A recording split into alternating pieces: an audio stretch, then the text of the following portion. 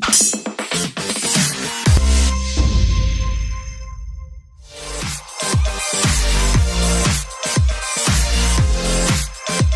right, thank you everybody for tuning in to our first Ecommerce Gladiator TV series.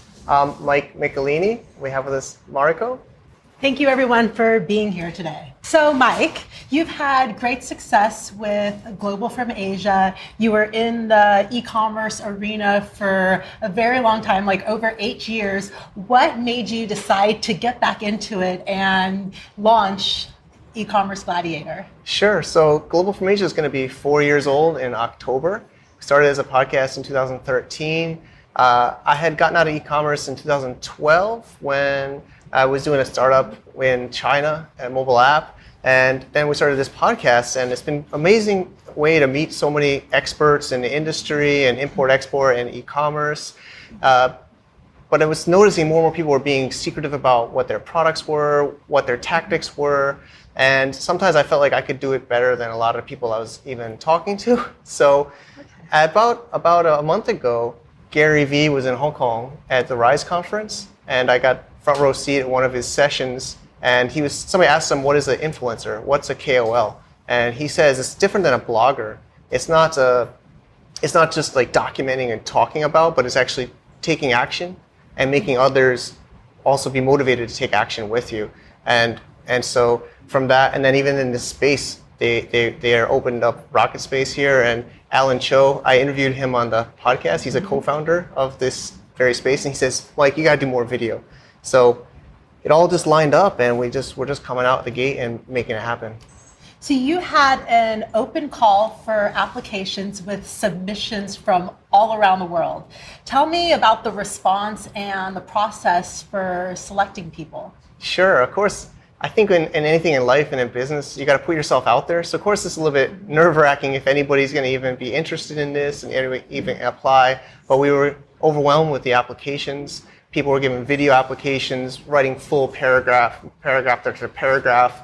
They had been following the show for so many years. They like my family, and they really want to get to know me, and they trust me and want to work with me, and they want to also take action and be part of this case study in business. So we have people from all parts of the world, Europe, America, China, and applications are just amazing. So the hardest part was for me is actually saying no to people, so many amazing people, and like the people were just saying, like, if there's anybody I would work with for equity or put my time in risk, would be somebody like you. And I was really taking my breath away. Wow. That is incredible. So I know one of the things that everyone that's been following your journey and has applied is waiting for today is the announcement of who you selected to be the partners. Sure. So we have some of them in this very room. Kadrian Chan right here. Hi. He's going to be one of our partners at 25% equity, and he's investing $25,000. And we also have Roland in Europe. Hey, this is Roland Bernat from Budapest, Hungary. I've been brought up in an entrepreneurial family. My family owns their family business. They're doing fairly good, and ever since I was 10 years old, I've been involved in the whole process. I graduated from #1 business university of my country. I have a degree of business and management. Meanwhile, I was in Hong Kong. I was studying at HKUST, which is one of the best business schools, as we know. So when I was 20 years old, with my friend, we raised $100,000 and we created an e-commerce platform called Shoppen, which later became the third best e-commerce service in my country, and it's been going on ever since. As of now, I'm a Far East sourcing manager for one of the largest EMS and manufacturing group in Europe called Videoton. I'm being mentored by two of their owners, which gives me great opportunity to further develop all my business skills. Regarding your idea, this whole Amazon FBA case study and the joint venture, I believe it's great because many people are lost in the whole process of creating their own businesses, I believe we would be able to show them how it's done. I'm looking forward to creating a mastermind group and together create something huge. He's coming in as our COO, and he's been in operations. So he put in a couple $1,000s, and he's been hustling, and he's got a lot of KPIs to make. We have with us also Jack Pinkerman. Hey, Mike, it's Jack Pinkerman. It's really great to share this video with you and being part of your business experience. So I think what's important for you on this first video is just to talk about myself for a minute, give you a little introduction about who I am. I'm 57 years old, and what that means is I bring about 40 years of business experience to the table. I've been a mechanical engineer. That's what I started my career in. I got an MBA from Duke University, very good school. And the last 7 years, I was working in China, in Suzhou, and I was running a packaging plant there. And I just got back to the US a couple months ago, and I'm getting ready to start whatever my next adventure is. And I hope it's with you and something that's in e-commerce. So a little bit more about me. I've worked in the biotech industry. I've worked in robotics, computers. I worked for a company that made ATM machines. And back when I started my career as an engineer, I was working in electrical power plants. So I have a lot of experience, and I've worked my way through the ranks from an engineer all the way up to a general manager running that packaging plant in China. So I've got a lot of experience with suppliers. I've done purchasing and operations. I also teach. That's one of my passions. I teach lean manufacturing. I've also taught production and inventory control. And when I was a little bit younger, I actually taught junior high math for a year, and that was a great experience. So I'm experienced in learning things and then also turning around and teaching people about the things that I know. I just want to tell you one thing that's really important to me, and it's on a personal level. I do not want to go back into the corporate world. So I'm absolutely in a transition right now. I'm at a crossroads. I've got some offers to go back and into the corporate world and work for a big company and work 9 to 5. But I'm really hesitant to do that. And I am looking for something where I can be my own boss.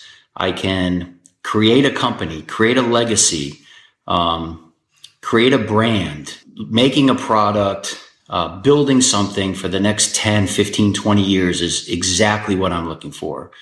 I just want to close with one thing, Mike, and that's just to talk a little bit about, what I think I bring to the table that maybe some other applicants don't. Of course, I talked about my experience, but there's a chance here that I might be able to connect with a different demographic than what I see a lot of the younger entrepreneurs.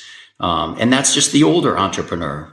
So again, I don't want to make this too long. I just want to say one last closing thing to you, Mike, and that is, let's do this. He's in North Carolina. He's retired, 57-year-old American, spent 7 years living in China with a Chinese wife and kids. And then Meir Simhi, he's an Israeli entrepreneur here in Shenzhen. He'll be a 5% owner as well as advisor. And then I'll be a partner as well, of course. So you really have a global team. Yeah, we cover almost every major time zone and part of the world. So it's really exciting. Well, this is a really exciting journey that you're about to undertake. If people want to, follow along, where can they do that? Sure, as if I need more domains, we have a special domain for this at ecommercegladiator.com, which forwards to the Global from Asia site. So we have audio podcasts we've already been doing, and this is our first video TV show. We're going to do these monthly, and we're going to be documenting and sharing the ins and outs. We're going to bring in experts to also give us advice and help us along the way, along this journey. So that's the best way. All right, that's fantastic. Yeah, it's just really exciting. And then for those on the video, you can watch some video clips of our partners All right. And then to get more details on, everything, they just need to, log into ecommercegladiator.com and go from there. Yeah, it's we're putting it all out there. All right. Well, thank you. Yeah. So as part of this journey, we have with us Edward Jacobson. So when I was doing this, of course, I had to figure out what's the right way to structure this to make sure we keep everybody happy, everybody's interests aligned. And there's a few questions we had, and he's already been on our podcast series talking about it. It's one of our more popular shows. So first, you want to quickly introduce yourself? Hi, I'm Edward Jacobson. I'm an attorney from US. My partner and I have a company in Hong Kong, and he's more mobile. He moves around. I'm mostly based in Shenzhen. Okay. And so there was a few questions I had, we had applications coming from everywhere, and I was really, really overwhelmed. So remember we had met at some meetups in the community, and I was like, Edward, how do we really structure this new company? And we were talking about how to handle different people's interests and investment amounts and commitments. So we registered in America. We registered in Delaware. It's more of a business reason. Actually, it would probably have been easier to do a Hong Kong company. A lot of people know me as a Hong Kong company person, but we did a Delaware company because in Amazon, as a U.S. citizens, we had a few Americans as well as me that are part of this.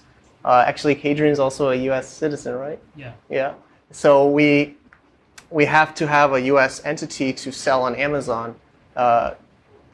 Without we can't actually do it overseas. So that was one of the requirements. And also, we were looking at different structures as well. So I don't know if you have any ways, some input you want to share about. Well, when you approached me, you said you had a business reason. You needed a U.S. entity. So that was the starting point. Often, for a business like this, most people, especially small businesses, think LLC or an S-Corp. There's some special rules with S-Corps, and you can't have a foreign shareholder. And then there's a complication if you have foreign shareholders or members of an LLC. An LLC and S-Corp are taxed like partnerships, which means they have flow-through taxation. So basically, it's as if there's a partnership, and the foreign member of an LLC, if it was an LLC and it didn't check the box to be treated as a corporation, would be treated as having a trade or business in the U.S. and they would have to file a U.S. tax return, which is not. I mean, I don't know the personal circumstances of Mayor and Roland, but I suggested that that's probably not the best way to go if you have foreign shareholders. So you decided to, after this discussion, go with a corporation. Yeah. And I think your previous guest had suggested Delaware. Yeah. Delaware is certainly a popular destination or a place to register a company. Got it. Yeah, so we had structured that, and then we want to make sure that everybody, for me especially, because I've been working so hard to make good content and build trust in the community. The worst thing for me is to break that trust. So we had to make some agreements. So we made something called a term sheet to start, which you had given me some suggestions. So a term sheet is simply really just a spreadsheet, an Excel or a Google spreadsheet, where we listed out the amount of capital, shares, different vesting periods, and then we're working on a shareholder agreement now. So maybe give a brief overview of the shareholder agreement that we're working on. I think when you're forming a company with others, it's a good idea to start with a term sheet and talk about the difficult terms. Talk about the situation. We talked about this on the podcast. Talked about the situation if someone leaves early, if someone doesn't pay what they're supposed to pay, if someone doesn't work. And rather than, sometimes people start with an agreement and then they try to make the agreement work for them. And I kind of think it's better to start with just terms. Mm-hmm. And that's why I gave you the term sheet. And what else did you ask? So we're making a contract now, and we're already doing the business together. So I know a lot of people want to sign a contract right away, but we have a term sheet, and I incorporated already in Delaware. So the company's already going. We already registered the Amazon seller account. A bank account is in process. We're trying to make it for Christmas. So I think you also said it was okay, but I registered a company before we had the partners confirmed to save time. Oh, that's absolutely okay. Yep. I mean, typically one person will register a company, and then you'll sell your shares or find your investors. Now you guys have a term sheet. You've agreed on the major terms. Greg and I will work on your shareholder agreement. But you guys should get busy. Yeah. Don't wait for us. You don't need to wait for us. We'll make an agreement that fits your term sheet. And if there's questions by any of the shareholders, we'll work them out. It'll be an iterative process. Yep. And I think we had a fun discussion because lawyers don't like templates. So we downloaded a template, and you guys kind of tore it up a little bit. Do you want to maybe give a little brief summary of downloading a template from a website? There's always a tension when you start a business. Your resources are limited, and it's certainly not surprising to hear some people say they went to a lawyer to have the lawyer work on something, and they get some astronomical amount. And my feeling is, okay, just try another lawyer. There's other lawyers out there. The problem with downloading a contract, I mean, sometimes it works. And let's just say there's a trade contract. You download, you have a contract with someone, you don't have any problems, and you walk away thinking, see, that was no problem. The issue is when there is a problem. And if you've downloaded a contract, you're an engineer. Yeah. Imagine if I had all the parts of a iPhone, and I gave it to him who's not an engineer and said, put it together. Do you think Right. that iPhone will work?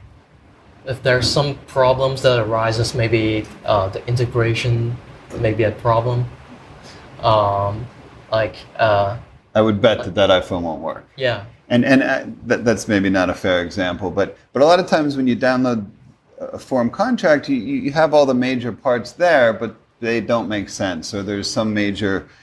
So at the very least, we suggested on the show, at the very least, if you want to download a form, that can be okay. A lot of times it could be okay, but if it's bad, it could be really bad. So at the very least, have a lawyer review something at the very end. Got it. So what do you think are our next steps? We just do business as usual. We got you on speed dial, so we can just call you whenever we want. And Yeah, we love that. day or night. Absolutely, get started. Start doing your stuff. We'll get this shareholder agreement done in the next day or a couple of days or week, and then we'll put it into place. You guys can set up a bank account. You can collect all the funds. You can use that as you. But for now, I imagine you have a lot of things to do. Yeah, there's outside of what we're going to do for you, what Greg and I will do. Yeah. So again, I think also just a summary from discussion with you is it's best to do this up front, right? If you're going to work with business partners, especially for me, some people think it's crazy. I haven't even met some of the partners in the company yet in real life. So to have a contract in place is effective. It is necessary. I think a lot of times with business partnerships, people shake hands and they start doing business. I think the way you're doing it is right. I know you've had some hard conversations after our talks with your partners, and you've worked out the vesting schedule. You've worked out the capital amounts. The shareholder agreement now will get done. I absolutely agree. Sometimes people go into business and you don't know. You might have a free rider. You might have someone who just wants to get their equity, and then as soon as things get rough, or they just have no intention other than to get equity. So you have those hard conversations in the beginning, get the agreement in place. And I said on the podcast, it's important to talk about the what ifs. Talk about all the, when intelligent, capable people get together, sometimes they talk about the blue sky and they talk about how wonderful things can be. And so here come the lawyers raining on the parade and say, well, wait a minute, let's talk about this and this and this. Okay. And as lawyers, we like to say, have those conversations first. Take a moment away from the blue sky and the excitement of the new business and have that conversation. And it can avoid a lot of trouble later on.